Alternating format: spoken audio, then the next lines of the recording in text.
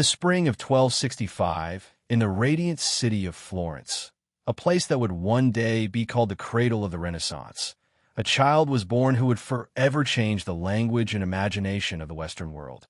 Dante Alighieri entered life during a time of both artistic brilliance and political chaos. His father, Alighiero di Balencian, belonged to a modest yet respected noble family, while his mother, Bella degli Abati, came from a lineage of influence and grace.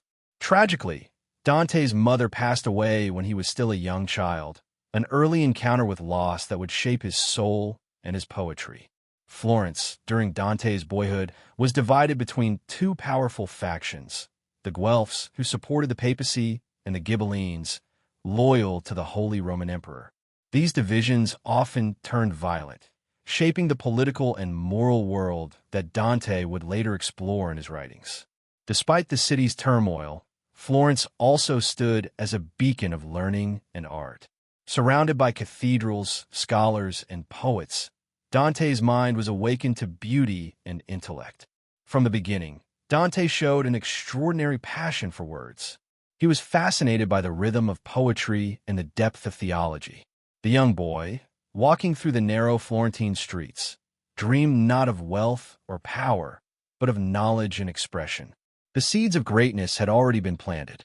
The boy who grew up amid Florence's divided heart would one day give voice to the universal journey of the human soul. Dante's early education reflected the richness of Florence's intellectual culture. He was taught the fundamentals of grammar, logic, rhetoric, and philosophy, the foundations of medieval learning. But what truly set Dante apart was his hunger for understanding. He devoured every subject, from Latin literature to theology, from the writings of Aristotle to the poetry of Virgil and Ovid. One of Dante's most influential mentors was Brunetto Latini, a scholar, philosopher, and statesman who recognized the brilliance of the young poet. Latini introduced him to the works of ancient masters and inspired in him a vision of intellectual and moral excellence. He taught Dante that words were not mere ornaments.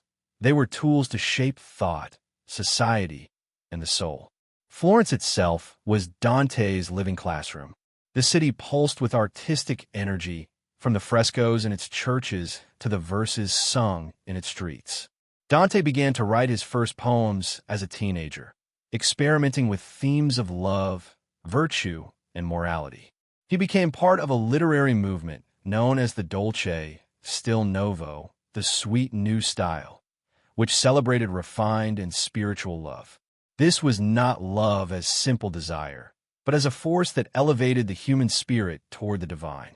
In this poetic philosophy, Dante found both his voice and his destiny. And it was during these youthful years that he encountered the person who would forever change his life, Beatrice Portinari, the woman who would become his muse, his symbol, and his eternal guide. Dante first saw Beatrice Portinari when he was only 9 years old. She appeared to him dressed in a soft crimson gown, walking through the streets of Florence with the grace of an angel. Though their meeting was brief, the moment engraved itself upon his soul. In that instant, Dante believed he had glimpsed the face of divine beauty itself. Years later, when they met again as adults, Dante's admiration deepened into spiritual love. Beatrice was, for him, not just a woman, but the embodiment of purity, virtue, and heavenly love. They never shared a romantic relationship in the worldly sense. Their bond existed on a higher plane, one of moral and spiritual devotion. Dante immortalized his feelings for Beatrice in his early masterpiece, La Vita Nuova, The New Life. Written in a blend of poetry and prose, it chronicles his inner transformation through love, how Beatrice's presence elevated his thoughts from earthly emotion to divine contemplation. When Beatrice died in 1290, Dante was struck by overwhelming grief. Her death was the single most profound event of his early life. But instead of sinking into despair, Dante turned his pain into creation. Beatrice became for him an eternal symbol, a guiding light leading him toward God and ultimate truth. Her death became not an end, but the beginning of Dante's spiritual journey. She would return, years later, as his celestial guide in the Divine Comedy, leading him through paradise itself. Despite his undying devotion to Beatrice, Dante followed the customs of his age. Around 1285, he married Gemma Donati, a woman from a prominent Florentine family allied with the political elite. The union was arranged to strengthen family alliances, a common practice of the time. Together, they had several children: Pietro, Jacopo, Giovanni, and Antonia, the latter of whom became a nun, taking the name Sister Beatrice in honor of her father's muse. Though married, Dante rarely mentioned Gemma in his writings, suggesting that their relationship was more practical than passionate. His emotional life remained bound to the memory of Beatrice, whose spiritual influence continued to dominate his imagination. Meanwhile, Florence was becoming a city of unrest. The rivalry between the Guelphs and the Ghibellines reignited, plunging the city into cycles of violence. Dante, born into a Guelph family, witnessed the constant struggle for power and justice that tore his homeland apart. While tending to his family responsibilities, Dante continued his studies in philosophy and theology. He read St. Thomas Aquinas and St. Augustine, seeking answers to questions about morality, justice, and the divine order. These intellectual pursuits would later form the backbone of the Divine Comedy. Dante's world was one of contrasts: love and duty, faith and reason, home and exile. The tension between them would define his destiny and the immortal work he was destined to write. By the late 1290s, Dante was no longer just a poet. He had become an active figure in Florence's public life. His eloquence, intelligence, and integrity earned him respect among the city's leaders. He joined the Guild of Physicians and Apothecaries, a necessary step for holding public office. Florence, however, was a dangerous place for ambitious men. The city was still divided, not just between Guelphs and Ghibellines, but now between the white Guelphs, who wanted independence from papal influence, and the black Guelphs, who supported the Pope's power in political affairs. Dante belonged to the white faction, favoring civic freedom and moral governance. He served as an ambassador and even became one of the city's priors, the highest governing magistrates, in 1300, a year that would forever mark his fate. During his term, Dante faced the difficult task of managing Florence's internal strife. In his quest for fairness, he exiled leaders from both factions, a decision that made him enemies on all sides. Dante's political idealism clashed with the corruption and greed of Florence's ruling class. He envisioned a society ruled by justice and guided by divine reason, ideas that would later appear in De Monarchia, his treatise on the perfect union of church and empire. But his dream of harmony was about to be shattered by betrayal and power politics. The same Florence that raised him would soon cast him out forever. In 1301, the turning point of Dante's life arrived. The Pope, Boniface VIII, sought greater control over Florence and invited the French Prince Charles of Valois to enter the city as his peacemaker. Dante, serving as one of Florence's envoys, was sent to Rome to negotiate. But while he was away, the Black Guelphs, supported by the papal army, seized power. Upon his return, Dante found Florence closed to him. His enemies accused him of corruption, bribery, and treason, entirely false charges. In January 1302, he was sentenced to pay heavy fines. When he refused, he was condemned to death by burning should he ever return. The poet of Florence was now its most famous exile. Homeless, heartbroken, and without fortune, Dante began his long wandering across Italy. He sought refuge in Verona, Bologna, Padua, and later in the serene courts of northern Italy. Everywhere he went, he carried only his manuscripts and his unshakable faith in his destiny. Exile was Dante's crucible, his transformation from a Florentine citizen to a universal soul. In his sorrow, he wrote, "You shall leave everything you love most dearly, and this is the arrow that the bow of exile shoots first." The pain of banishment turned into fire within his imagination. Florence had taken his home, but not his voice. From this suffering would arise the Divine Comedy, a poem not of revenge, but but of spiritual redemption, one that would guide all humanity from the depths of despair to the light of salvation. Wandering through Italy in exile, Dante began composing the work that would define not only his life but Western literature itself, La Divina Commedia, the Divine Comedy. It was an audacious vision, a journey through the three realms of the afterlife: Inferno, hell; Purgatory, and Paradiso, heaven, representing the soul's path from sin to enlightenment. It was both deeply personal and profoundly universal.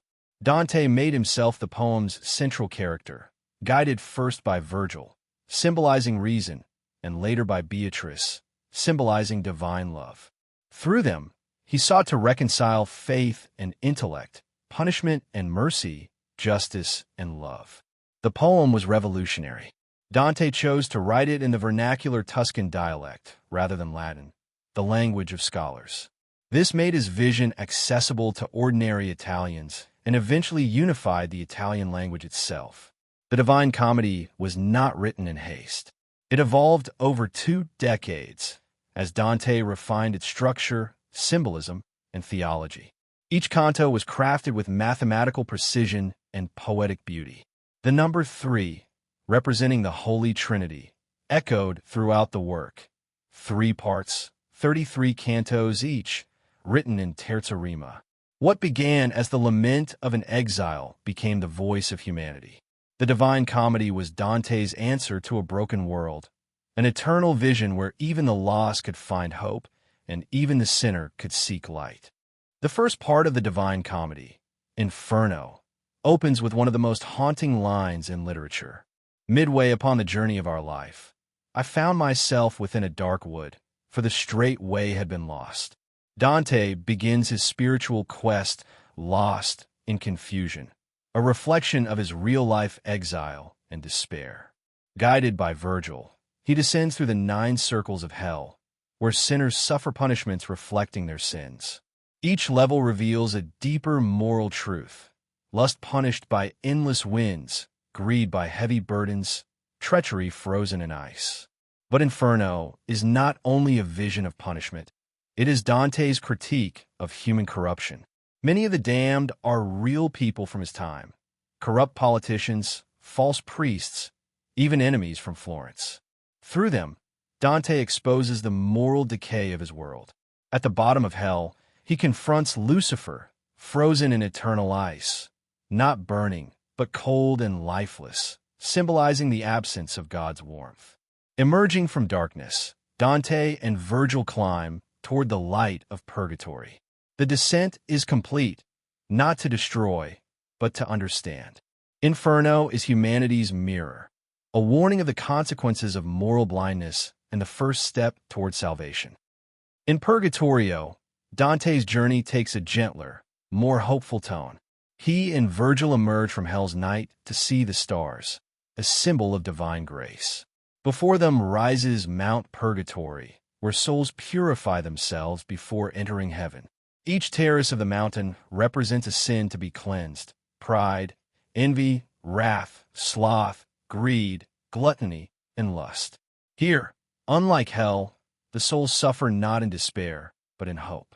Their pain refines them, drawing them closer to God. The journey up the mountain mirrors the human struggle for moral growth. Through repentance, humility, and discipline, the soul ascends toward light. The mountain itself stands as a metaphor for effort, the climb of conscience toward virtue. At the summit, Virgil tells Dante that he can guide him no further. Reason, though noble, cannot reach the divine. It is Beatrice, radiant and pure, who now appears to lead Dante into paradise. Their meeting is one of the most emotional moments in the poem. Beatrice rebukes him for straying from the path of righteousness, but forgives him with divine compassion. With tears of repentance, Dante is made ready for heaven.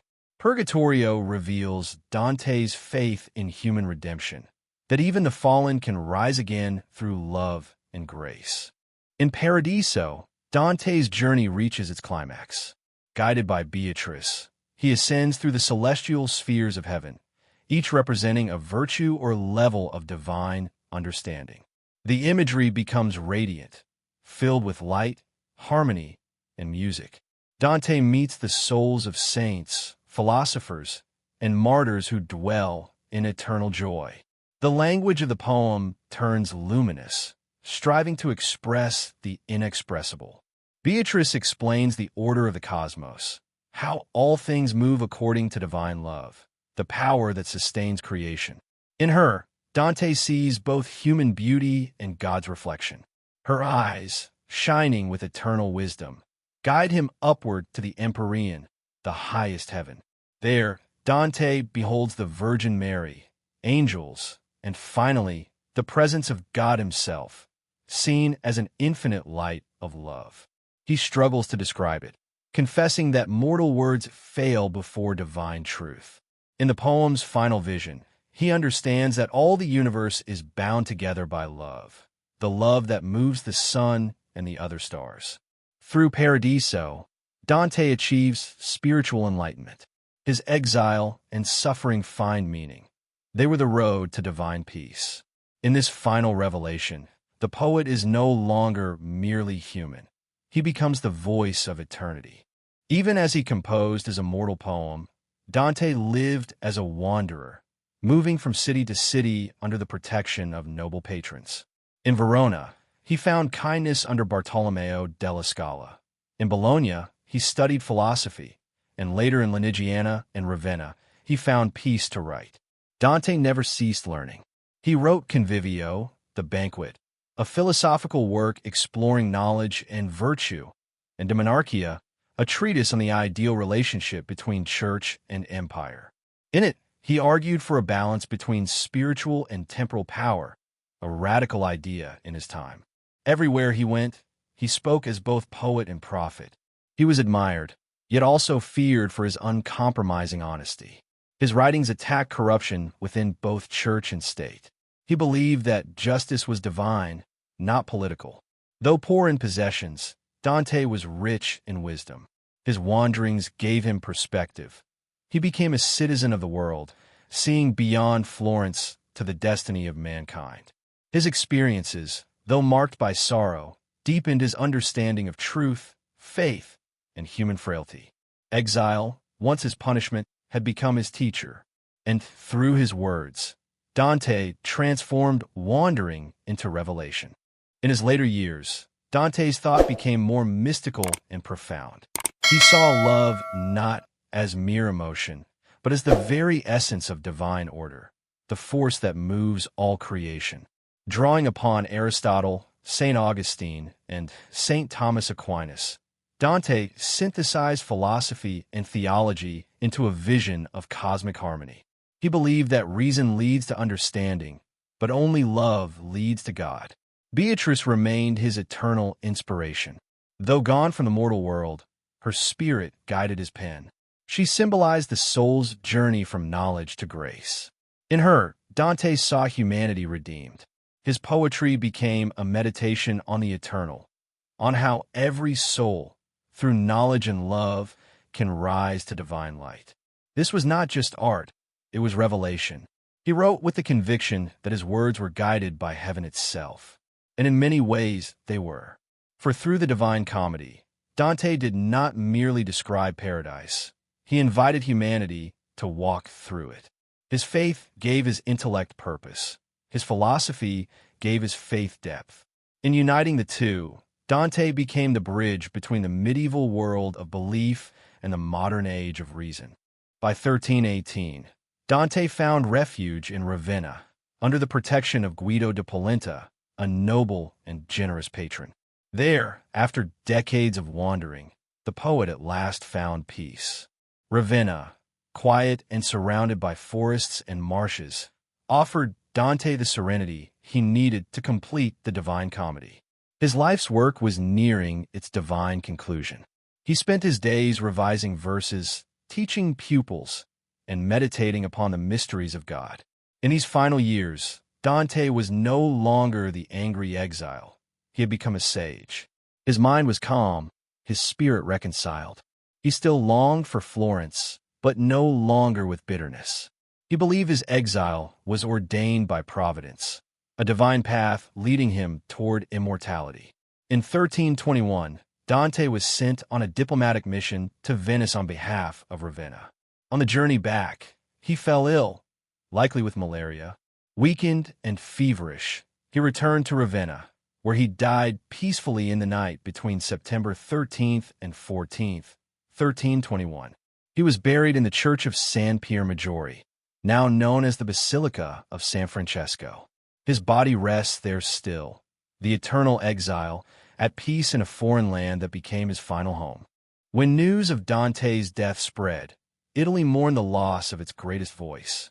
His pupils and patrons wept, and poets from across the land paid tribute to the man who had mapped the soul of humanity. Florence, the city that had exiled him, realized its mistake too late. They begged for his remains to be returned, but Ravenna refused, and still does to this day. An empty tomb was built for him in Santa Croce, Florence, as a symbol of repentance. Over the centuries, Dante's influence only grew. His Divine Comedy was studied, illustrated, and celebrated across Europe. Artists like Botticelli painted his visions. Writers like Petrarch, Boccaccio, and later Milton drew from his genius. Dante had transcended the limits of time and faith. He was no longer just an Italian poet. He was a prophet of humanity's spiritual destiny. His journey from darkness to divine light became a universal story, the story of every soul seeking redemption. In death, Dante achieved what he had always longed for, eternal peace, not in Florence, but in the hearts of all who read his words. More than 7 centuries after his death, Dante Alighieri remains one of the greatest poets who ever lived, a towering figure who shaped not only Italian culture, but the entire course of Western thought. He is called the father of the Italian language because his choice to write in the Tuscan vernacular laid the foundation for modern Italian. His Divine Comedy continues to inspire poets, philosophers, artists, and filmmakers around the world. Dante's message transcends religion and history. It speaks to the universal human journey, from ignorance to knowledge, from sin to salvation, from despair to divine love. His life reminds us that even in exile, truth can flourish. Even in suffering, beauty can be born. Statues of Dante stand today in Florence, Verona, and Ravenna, silent witnesses to the endurance of genius. His words still echo across the centuries, reminding us of our shared humanity. As Dante wrote in his final vision, the love that moves the sun and the other stars. That love, divine, eternal, and unbreakable, was the force that guided Dante's pen, his soul, and his immortal legacy.